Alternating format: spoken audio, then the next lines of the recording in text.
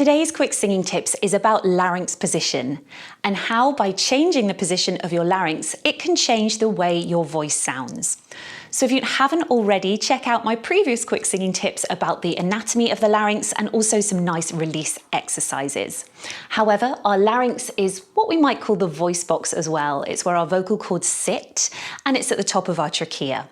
It's made up of cartilage and it hangs from muscles and ligaments, so it's super flexible. Now, if you put your hands just gently resting on your larynx and you slide on a siren, an sound, up and down, you might feel your larynx moving up and down with your pitch.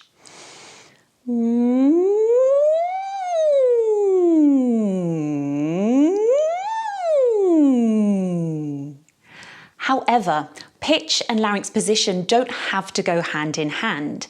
Naturally, when we're singing higher, we often want to have a higher larynx, and it can help, but what if we want a sound that requires a lower larynx, like a more classical sound?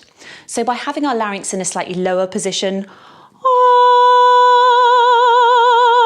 we tend to get a more resonant, open sound. Now, if we want to sing more contemporary, maybe more twangy musical theatre, we might have a higher larynx.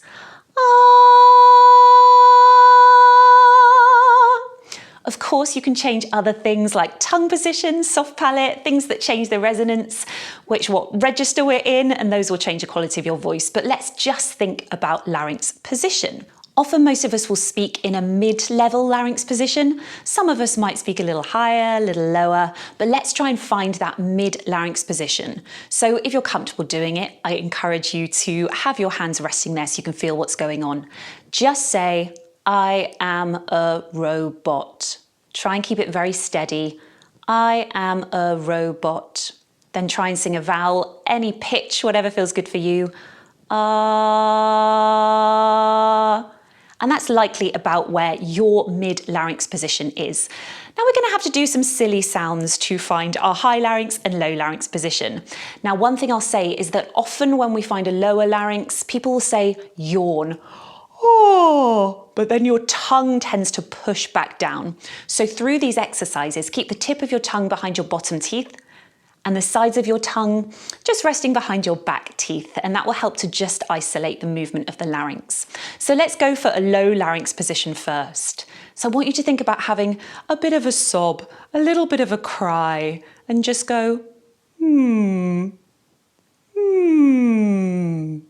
You'll often find you get a bit more open space.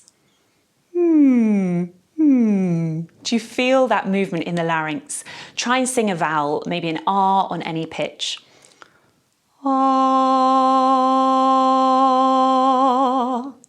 Then try and go up the scale, and as your pitch rises, try to keep that larynx in that same place by thinking of that sobby cry.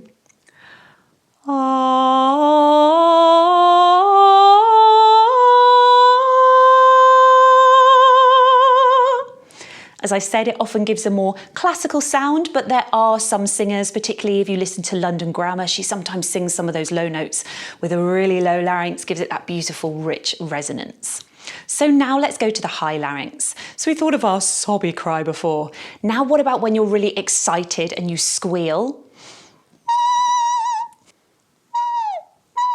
Just isolate what the voice does when we kind of get that excited squeal. And then try and keep the larynx there, but again, try and sing a pitch of your choice on a vowel.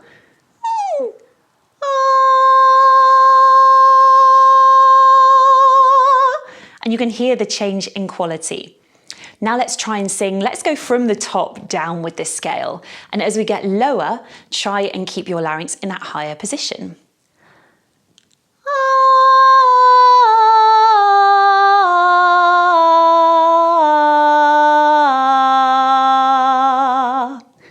So it can require a lot of focus, but being able to control and move the position of your larynx gives you so much more variety in vocal colour. So give it a go and let me know how you get on. Don't forget to hit subscribe for more quick singing tips.